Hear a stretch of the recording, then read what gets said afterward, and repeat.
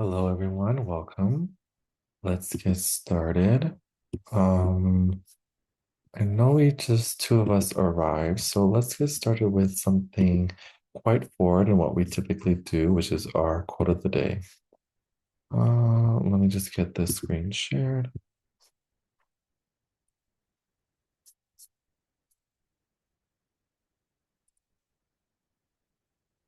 All right, so here on the right-hand side is our quote of the day by Ralph Waldo Emerson.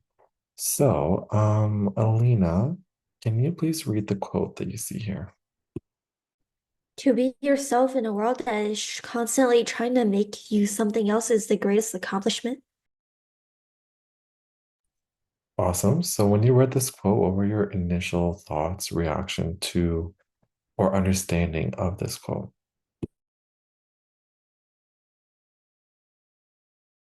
I thought it meant uh essentially individuality is hard to achieve when everyone is trying to force you to be the same. Absolutely. And that's actually very directly related to what our task is for today. Now, Dora, I was wondering if you can please read this task on what we're supposed to do today.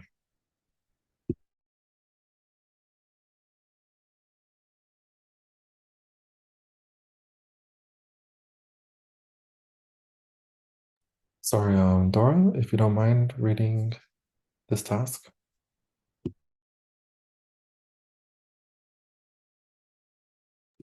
No? All right, then I'll read it. So, what you guys are meant to do is analyze the challenges and rewards of staying true to one's values in a conformist society. How does the juxtaposition of social norms and personal beliefs shape identity? And I want you to incorporate examples that show the ubiquitous pressure to conform the ambivalent emotions that arise from resisting it. Now, if you notice, three words are bolded. These words were from the previous vocab that we did last week. So, just to quickly ask, Alina, can you please define juxtaposition for me, if you remember? Juxtaposition is like two things that are opposite to each other. They sort of Okay. contrast each other. Yeah, so it's two things being seen or seen together, placed close together, but then they have these contrasting effect. So, Alina, can you give an example of what that might be? What's an example of that?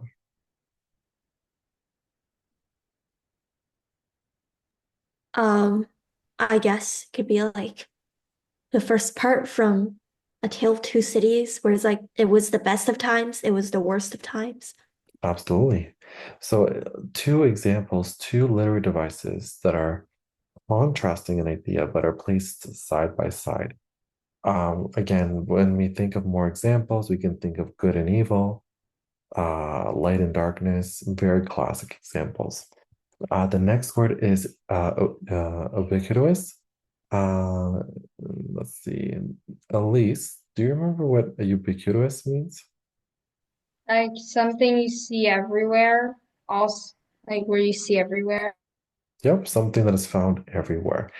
And then ambivalent, Dora, if you don't mind, defining what ambivalent means.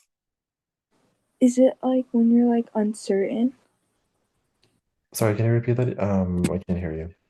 When you're like uncertain? Yeah, mixed feelings, conflicting feelings that usually comes with uncertainty. But it's specified specifically towards like a course of action per se. So, and this is from opposing forces, right? Light versus dark, positive versus negative feelings, feelings or belief. So with this, those are the three terms that we learned from last week. So great job, everybody, for defining it. Now, what I want you to do is please answer the following questions regarding the quote of the day. Does anyone have any questions regarding this task? No? All right then. So I'm going to give you guys around 10 minutes to get started, and then we'll get started with the editing. And I highly encourage everybody to make sure that we are participating so that I can give as much feedback as I can from to everyone. All right. So if there are no further questions, you may get started. 10 minutes starting now.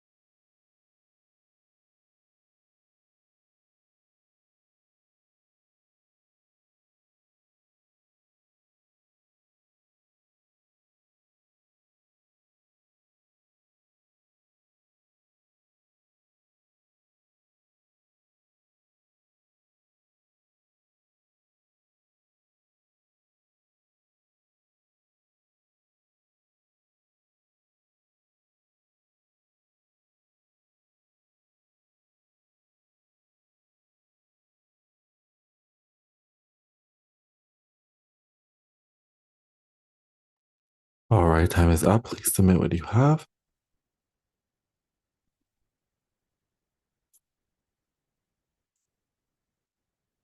All right. So I'm gonna stop sharing, and then we are going to open up the Word document.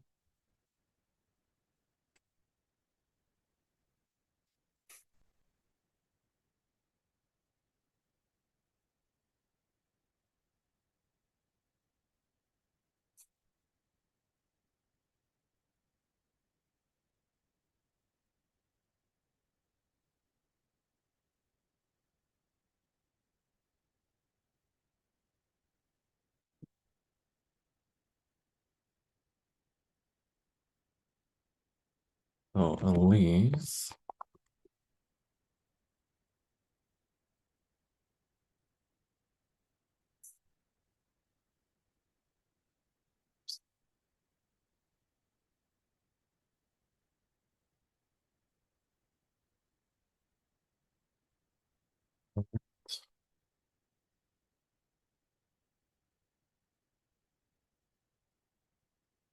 Yeah.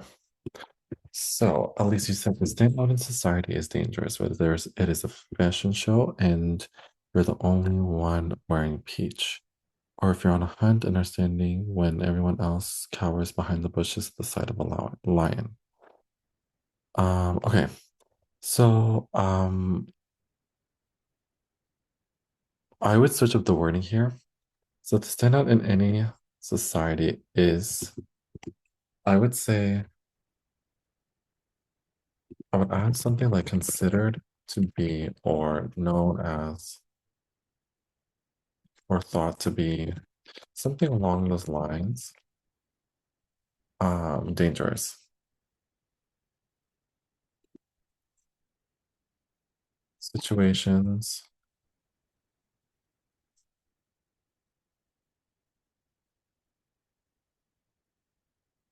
such as attending a fashion show and you're the only one wearing peach. Or if you're on a hunt and are standing when everyone else cowers behind the bushes at the side of the line.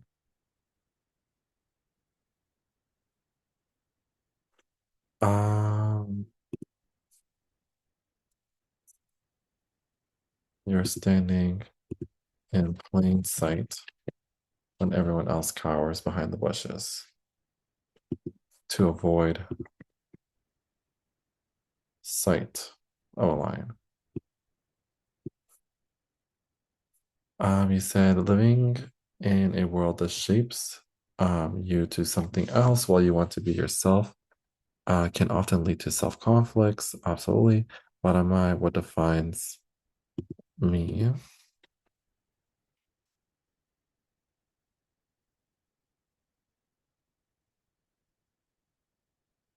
Constant peer pressure, for example. Um,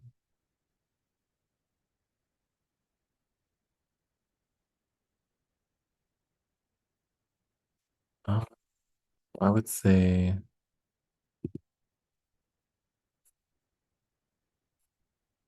I would add a quote here, comma here.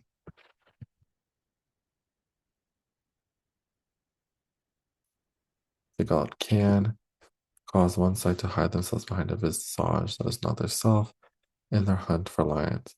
They're constantly on edge. Let's take this out.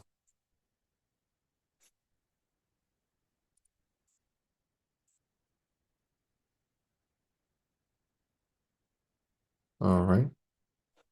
Uh,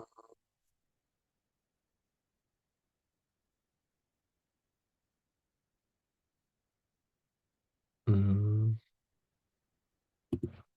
on edge, making spontaneous decisions, careful with spelling.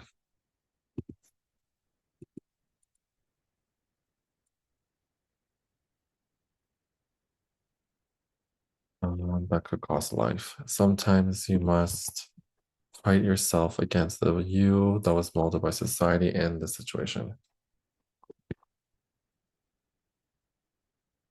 Be true you laws molded by society and a situation. That is regarding specific situations, but I'm assuming that you're meaning this to be more general speaking. So I'm going to put us situation. This happens every day, and so everything needs to be hyphen separated. This happens every day and has serious impacts on mental health. Every day, people head off into a new day full of choices, decisions, and conflicts. So again, just be careful with the spelling. All right, that's all the feedback I have for you. Elise, do you have any questions? No, thank you. No? All right, awesome. So Alina, let's take a look at yours.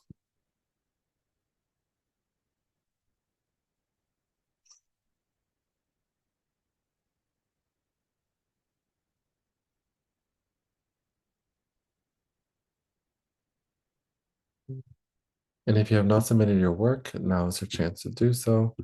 As I'm editing Alina's. Let's see here.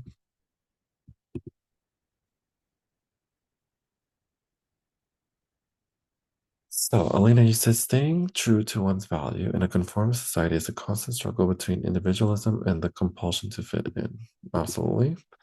Um, the juxtaposition of social norms and personal beliefs often highlights internal conflicts as people must choose between acceptance and self-expression. Awesome. Shapes needs to be changed into this.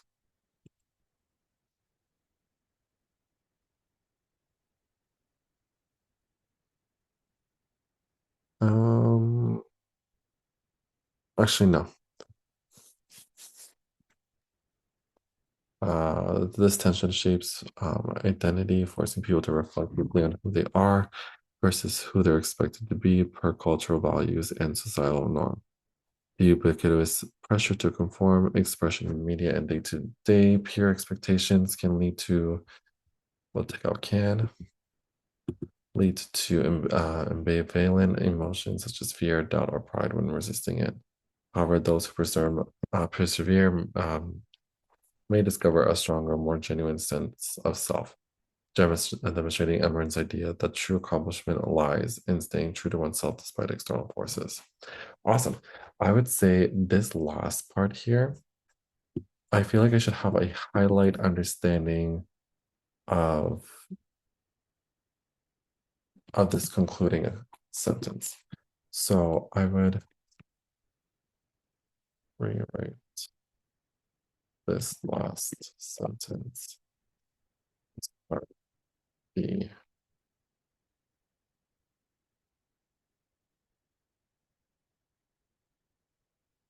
introduction.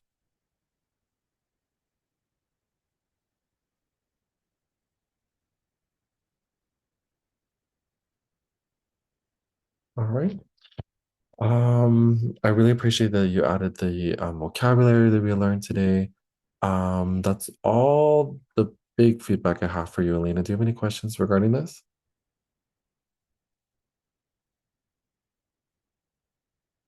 No? All right.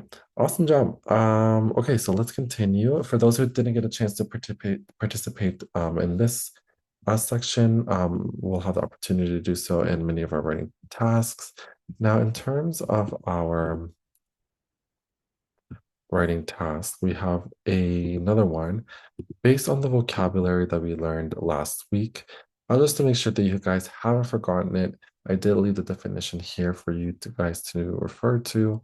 But basically in task one, in a well-organized analytical essay, discuss how modern technology has transformed the way humans experience daily life.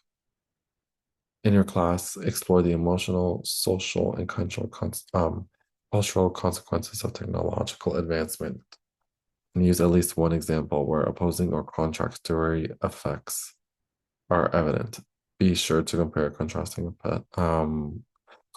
aspects of technology, describe sensory or emotional responses, and repeat on experiences that may be difficult to sorry, may be difficult to articulate fully. Does anyone have any questions regarding the task here? No? All right, so here, because there is a need for looking for evidence, I will give a little extra time. So I will give around 15 minutes. All right. Does anyone have any questions? No? No questions? All right then. So 15 minutes starting now.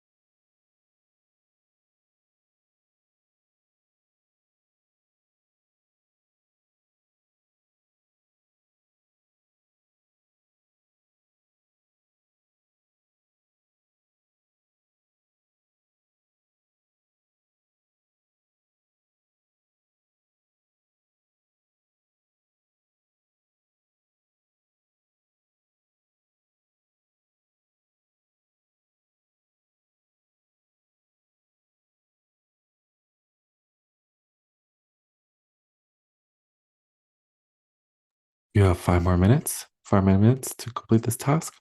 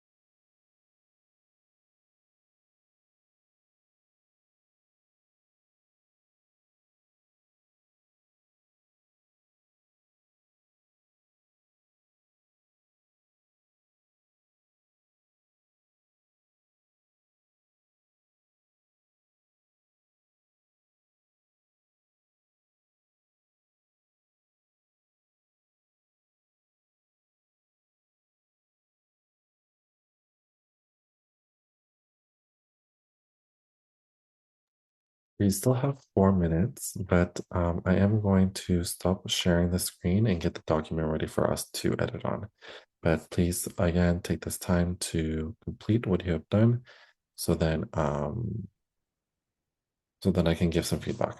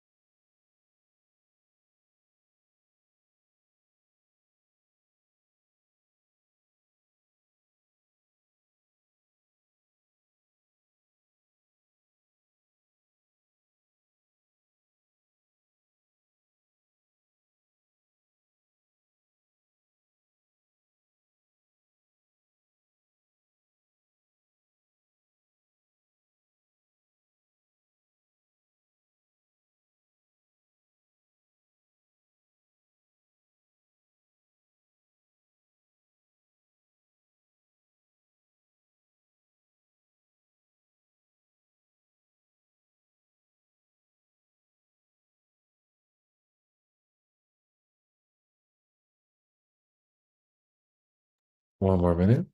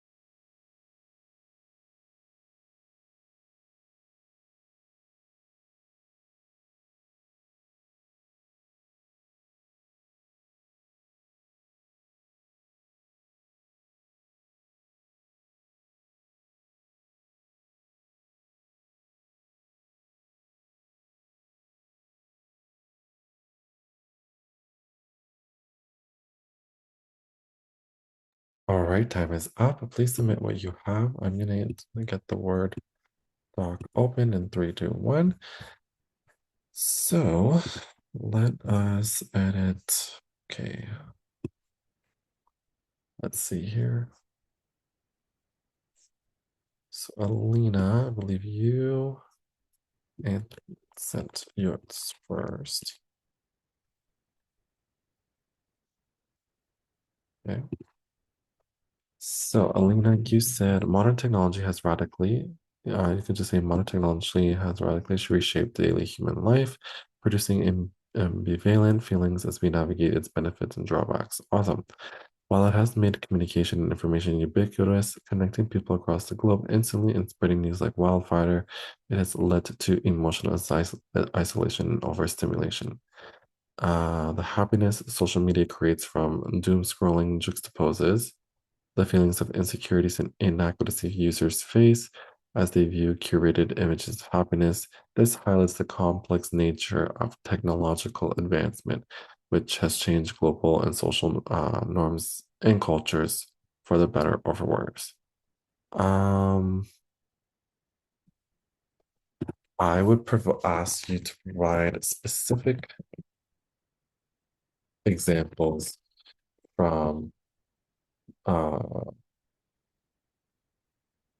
which social media platforms to what accounts and the typical contact one might get in order to feel this way. So I would just dive in a little bit deeper into what exactly do you mean by this? Now, and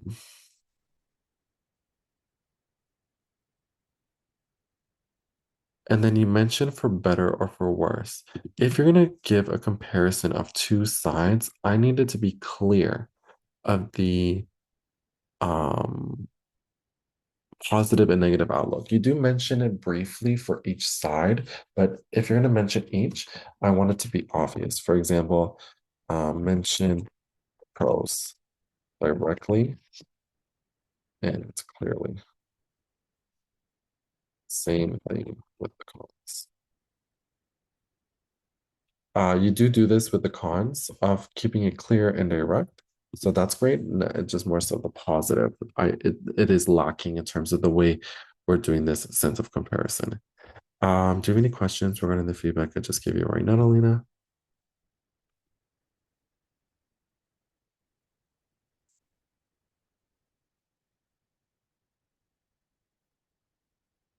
No? No questions? All right. So then let's see who is next. Dora.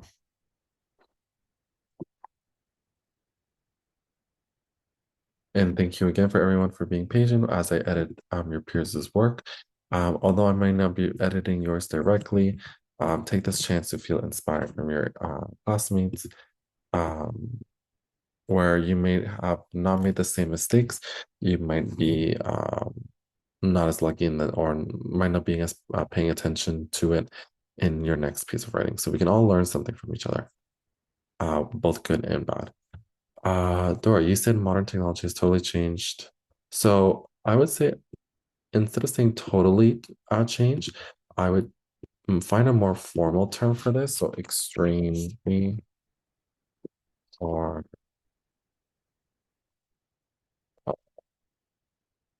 a synonym of that would be great. Rather than just totally or like has completely changed how we live our lives every day. We can talk to friends across the world.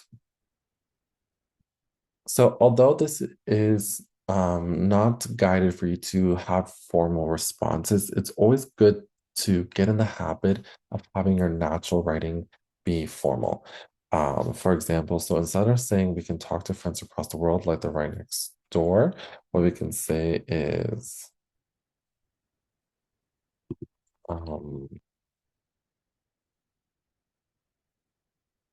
the there is more accessibilities for societal connection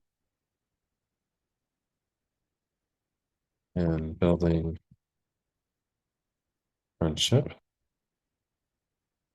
across the world, like them right next to each other due to smartphones and video calls.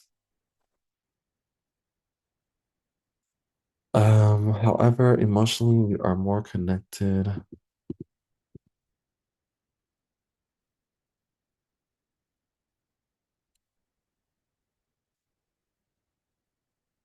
However, emotionally, we're more connected, but also more isolated.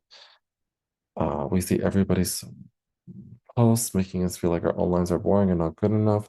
Socially, we might be texting a lot, but we are not really connecting. So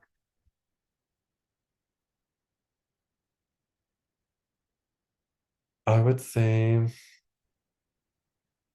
however, emotionally, we're more connected, but also more isolated.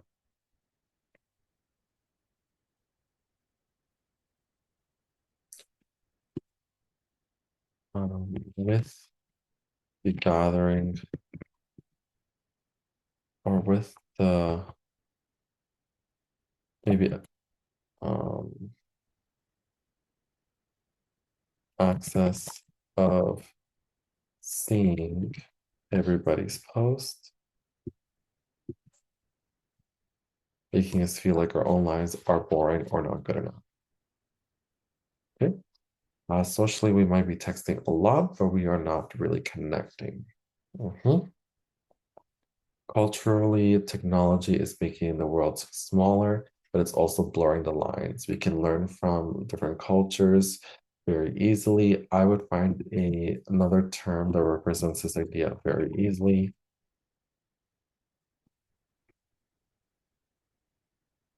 But it feels as if everything is becoming the same. For example, in music, anybody can upload a song and become famous, which means there is so much out there that it is difficult to find something unique.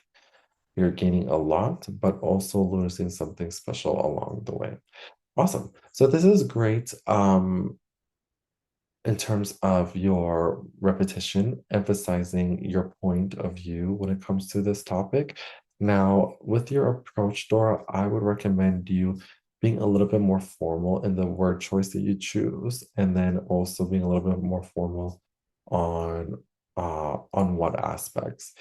I'm not saying that you have to be completely formal 24/7 or completely formal in your response, but there is when there is a chance to make it formal, I would recommend doing it.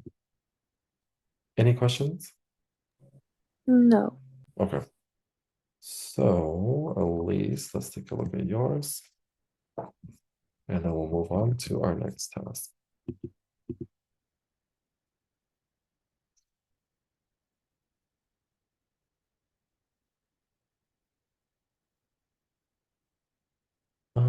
So Elise, you did send something quite recent.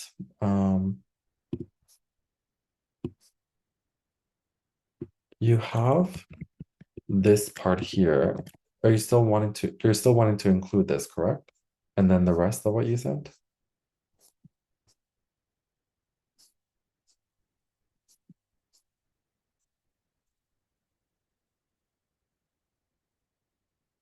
Sorry, Elise, this first part, this is meant to be connected with the rest of what you sent, correct?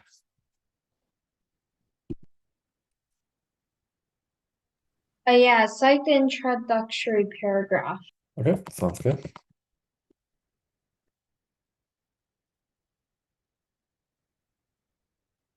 So, Elise, you said it is fair to say that technology is ubiquitous.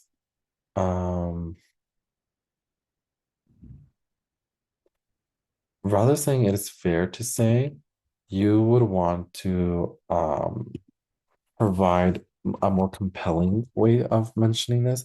So you could say based on previous um, understandings, um, it is assumed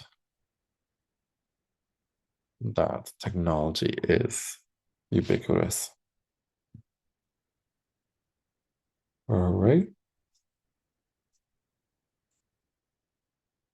Excuse me. Everyone, everywhere one can look, there is a computer, phone, laptop, iPad. When you're gonna mention products such as the iPad, you need to make sure it's titled exactly as you see such. Um, okay,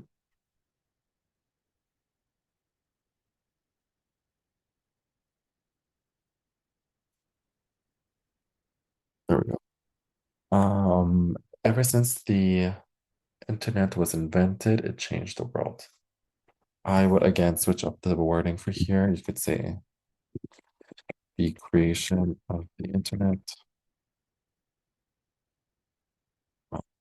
created huge significance in the growth of society. All right.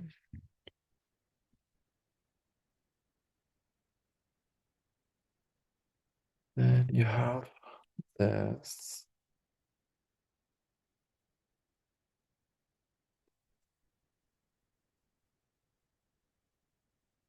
So then we got this. It's so difficult to imagine a world without networks, even less the electricity. I would take this out. It's not necessary. And then you said this prompts a fascinating question. Is there too much technology in our lives? A wonder of the world. Yeah. However, social media and the internet in general has been found to have negative effects on people. People, especially young. This is all good. Being online can allow a person to be cruel then. So just be careful with that. THAN. This is more difficult to manage identities online. Social media has been made life easier by providing seemingly unrealistic shortcuts. All right.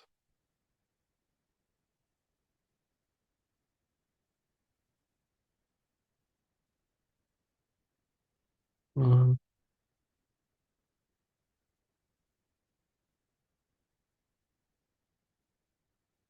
they got this.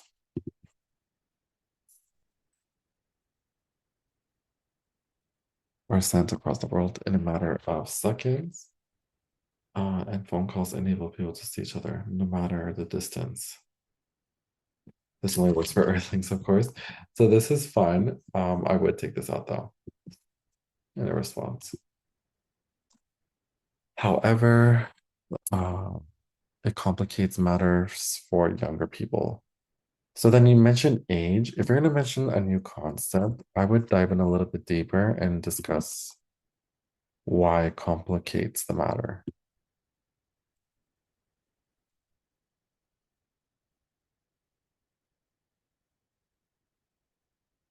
Okay. All right. Elise, any questions regarding the feedback I just gave you right now? Wait, what? Any questions?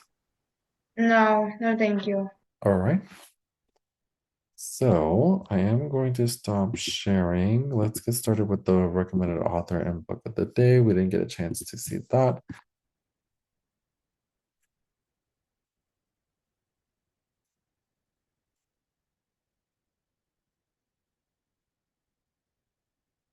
So this author is Kazuo Ishiguro, if I'm pronouncing his last name correctly. So we're going to take turns reading. So Lynn, if you don't mind reading the first two paragraphs.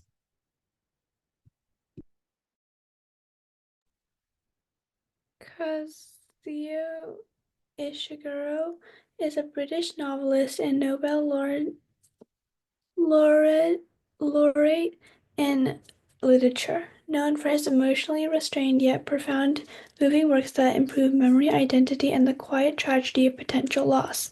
Born in Nagasaki, Japan, and raised in England, Ishiguro brings a unique cross-cultural sensibility to his writing, often focusing on characters who reflect inwardly as they confront the gaps between memory and reality. His most acclaimed novels, such as The Remains of Day, Never Let Me Go, and Clara and the Sun, feature narrators whose limited understanding creates a poignant sense of emotional distance and slow revelation.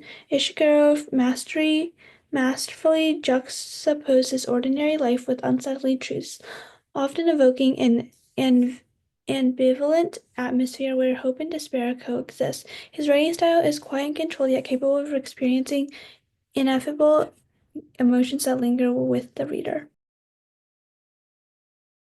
Awesome. And then Dora, can you finish the last little part here? Is it the part that's like Ishiguro's fiction? So it's after reader. So yeah, in Ishiro's fiction invites. Okay. Ishiguro's fiction invites reflection on how people cope with loss, duty, and the need for meaning in a world that may not provide clear answers.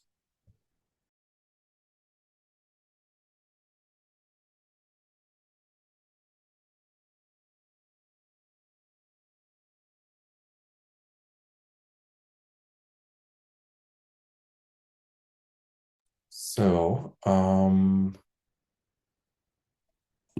let's move on to this part. Sorry, there was a bit of a gap. Did we get it? Not a gap, a freeze on my internet. Did we get a chance to read the last part?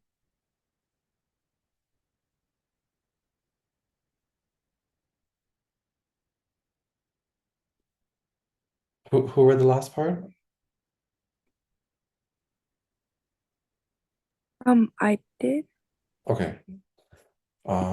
So then here is one of his works, Never Let Me Go, by Kazuo Ishiguro. So let's see. Elise, can you please read this paragraph for us?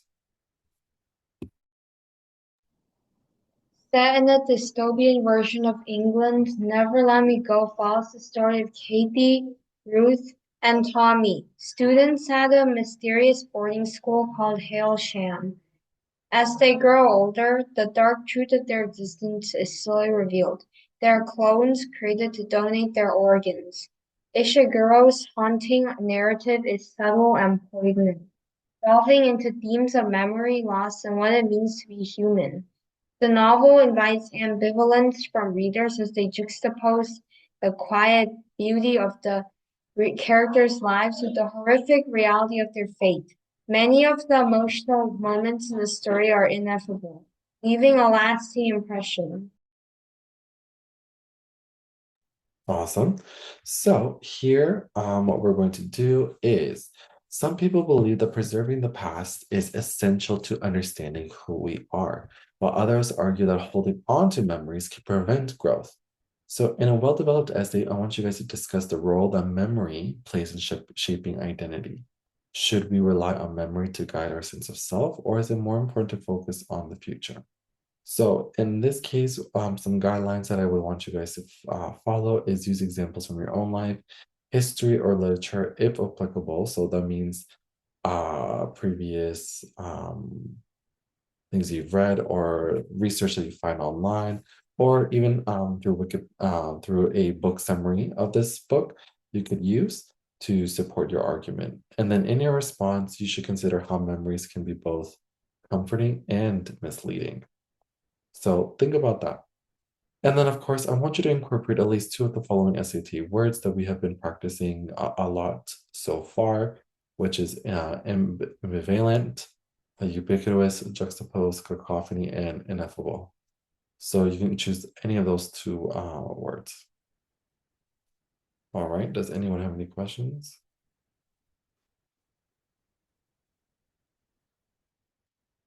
No questions?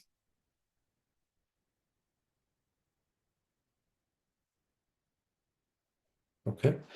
So because I want you guys to do a little bit of research and really think about some examples to help support your answer, I'm going to give it 15 minutes, all right? And then we'll take the rest of class time to edit. Does anyone have any questions? No? Okay, so you may get started. 15 minutes.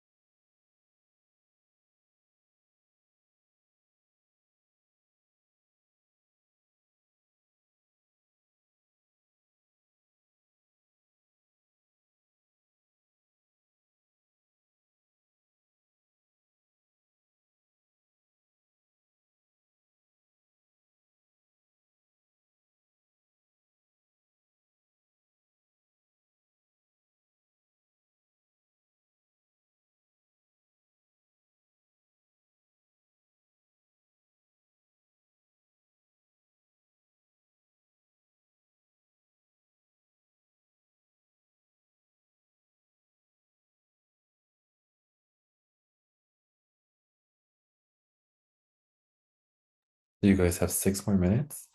Is there any questions regarding anything? No?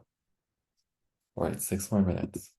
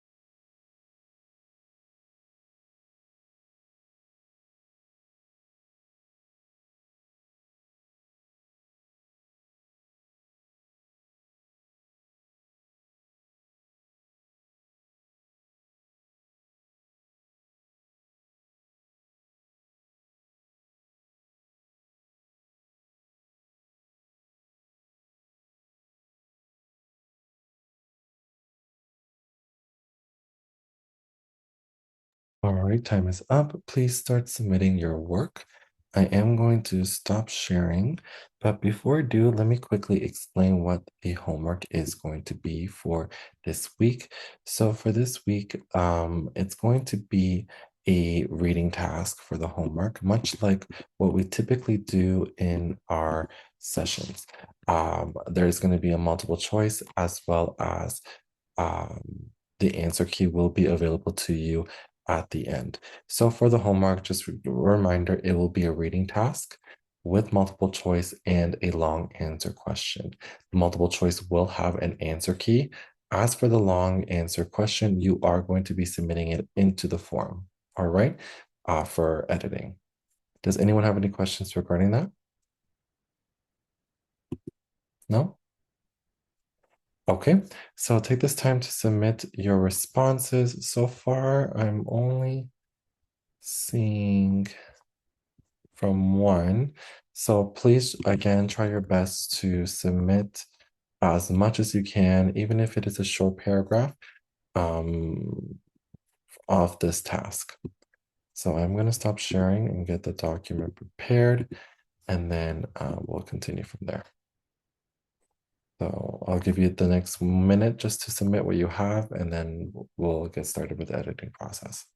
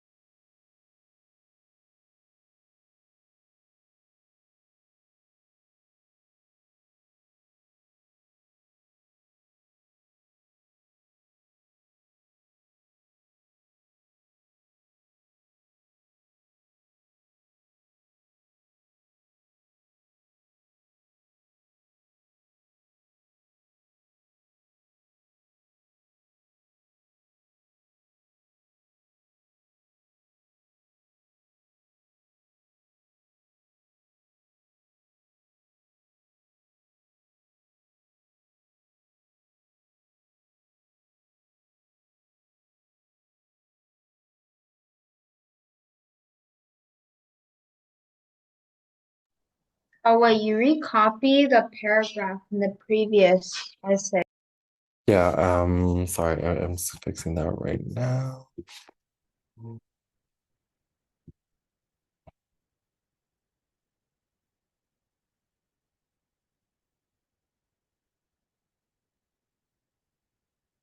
All right, so let's see here.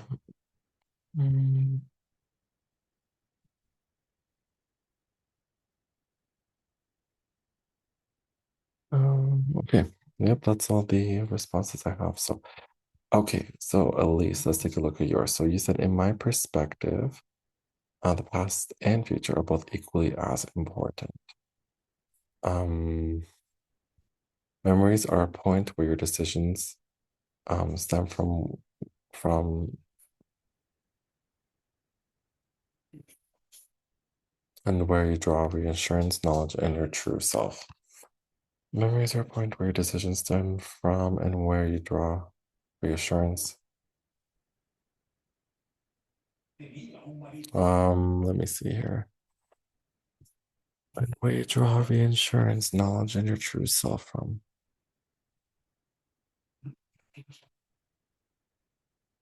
I would take out this. Memories are fickle creatures. I would say rather than creatures, we could say are fickle, and period. Leave it as that. Ubiquitously existing in our own minds. Because you're saying our, so more than one person. They can twist emotions and cause one to act rashly based on past experiences or feelings. Uh-huh. And then I would provide maybe a little bit more of an example of how memories can twist, right? Exactly what? Is there maybe, let's talk about paranoia, maybe trauma. That's trauma. Those are interesting topics to kind of bring up as an example. It doesn't have to be a long, or it doesn't have to be either your own either, but just something along those lines. And then you said thinking of the future is also cruel as it decides the course of your life and what you will become. Removing either is like cutting off the roots or head of a plant. Mm, I would stick to either or in terms of, and also this needs to be plural. And then in terms of cutting roots or the head of a plant, I would choose either or as the metaphor, not both. You either start with the root, or you talk about the head. And that's fine. It cannot survive both ways. A plant needs all of itself to survive. I see.